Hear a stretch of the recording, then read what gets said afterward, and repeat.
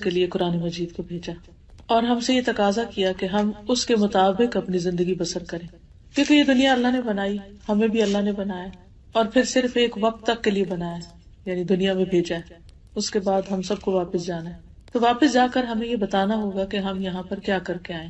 ایک طریقہ یہ ہے کہ ہم اپنی مرضی کے مطابق جو ہمارا دل چاہے ہم وہ کریں، ایک یہ ہے کہ ہم لوگوں کی مرضی کے مطابق زندگی بسر کریں، اور ایک یہ ہے کہ ہم اللہ کی مرضی کے مطابق زندگی بسر کریں۔ اگر ہم یہ چاہتے ہیں کہ اللہ کی مرضی کے مطابق زندگی بسر کریں تو پھر اس کے لیے ضروری ہے کہ ہم اللہ تعالیٰ ہی کی کتاب کے مطابق زندگی بسر کریں، اور اللہ تعالیٰ کی کتاب کے مطابق زندگی بسر کرنے کے لیے ضروری ہے کہ ہم اس کی کتاب کو پڑھیں۔ اسی لیے اکثر لوگ ایک دوسرے کو دعوت دیتے رہتے ہیں کہ آئیے قرآن پڑھیں، لیکن عموماً لوگ یہ سمجھتے ہیں کہ شاید یہ کوئی ایکسٹرا کام ہے، وقت ملے گا تو کر لیں گے، یا ابھی تو اور بہت سی مصروفیات ہیں، جب بوڑھے ہوں گے تو پھر اس کام کو ریٹائر ہو کے شروع کریں گے۔ لیکن ہمیں نہیں پتا کہ ہم ریٹائرمنٹ کی ایج کو پہنچتے بھی ہیں یا نہیں۔ تو اس لیے ہمیں اللہ کی کتاب کے ساتھ ایک مضبوط تعلق قائم کرنے کی ضرورت ہے، اور اس کے ساتھ جو کمٹمنٹ ہم کریں اس میں کسی قیمت پر کوئی کمی نہ آئے۔ آج کی اس مجلس میں انشاءاللہ العزیز میں آپ کو احادیث کی روشنی میں قرآن مجید کے پڑھنے کی اہمیت کے بارے میں بتاؤں گی۔ رسول اللہ صلی اللہ علیہ وسلم نے فرمایا، مثل المؤمن الذي يقرأ القرآن كالأترجة ريحها طيب وطعمها طيب۔ اس مومن کی مثال جو قرآن پڑھتا ہے ترنجبین نارنگی جیسی ہے، ٹینجرین کی طرح ہے، کہ اس کی خوشبو بھی اچھی ہے اور اس کا ذائقہ بھی اچھا ہے، یعنی کھانے کے بعد انسان خوش ہو جاتا ہے، ہاتھوں سے بھی خوشبو آتی ہے، اس کے منہ سے بھی خوشبو آتی ہے، اور کھانے کے بعد انسان کے اندر ایک اچھی فریش فیلنگ آتی۔ آپ کتنے بھی ٹائرڈ ہوں، اگر 2-3 ٹینجرین کھا لیں تو اس کے بعد آپ کی ٹائرڈنس ختم ہو جاتی۔ والذی لا یقرأ القرآن کالتمرۃ لا ریح لها وطعمها حلو۔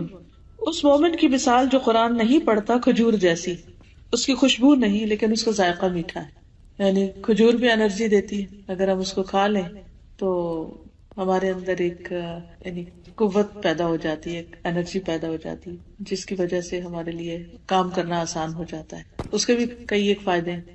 پھر فرمایا وَمَثَلُ الْمُنَافِقِ الَّذِي يَقْرَأُ الْقُرْآنَ كَمَثَلِ الرَّيْحَانَةِ رِيحُهَا طَيِّبٌ وَطَعْمُهَا مُرٌّ۔ اس منافق کی مثال جو قرآن پڑھتا ہے خوشبودار پودے جیسے گلاب وغیرہ کی طرح، جس کی خوشبو اچھی اور ذائقہ تلخ ہے، یعنی وہ دوسروں کو تو خوشبو دے رہا ہے لیکن اپنے اندر اس کے کڑواہٹ سی۔ اگر آپ اس پھول کو کھانا شروع کر دیں یا اس کے پودے کو کھائیں تو اس کا کوئی ذائقہ نہیں، اس میں کوئی لطف نہیں۔ اور پھر فرمایا وَمَثَلُ الْمُنَافِقِ الَّذِي لَا يَقْرَأُ الْقُرْآنَ كَمَثَلِ الْحَنْظَلَةِ لَيْسَ لَهَا رِيحٌ وَطَعْمُهَا مُرٌّ۔ اس منافق کی مثال جو قرآن نہیں پڑھتا اندرائن تمہ جیسی کڑوی چیز کی طرح ہے، جس میں خوشبو نہیں اور اس کا ذائقہ بھی کڑوا ہے۔ تو یہاں اب لوگوں کو 4 کیٹیگریز میں تقسیم کر دیا گیا۔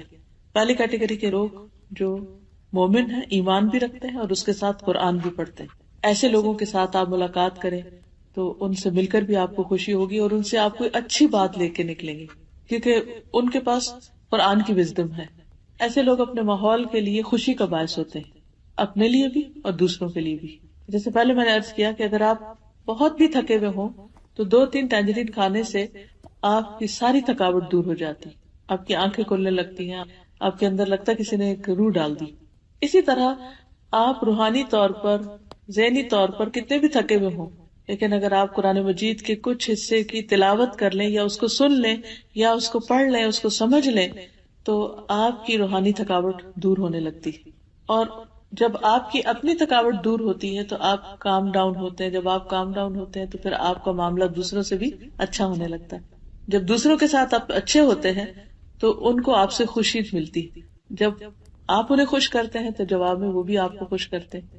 لیکن اگر ہم قرآن مجید سے تعلق نہیں رکھتے تو اس کی بھی آگے مثال بتائی گئی کہ جس دل میں قرآن نہیں وہ ویران گھر کی طرح ہے جو بے آباد ہو۔ دوسری بات یہاں یہ بتائی گئی کہ جو قرآن نہیں پڑھتا لیکن ہے ایمان والا تو وہ ہے تو میٹھا لیکن اس کی کوئی خوشبو نہیں، یعنی وہ اپنی ذات میں اچھا بھی ہو سکتا ہے لیکن اس سے دوسروں کو کوئی زیادہ فائدہ نہیں پہنچتا۔ اپنی ذات میں کس طرح اچھا ہے کہ وہ نماز پڑھ لیتا ہے، روزہ رکھ لیتا ہے، اپنے آپ کو فائدہ پہنچتا ہے۔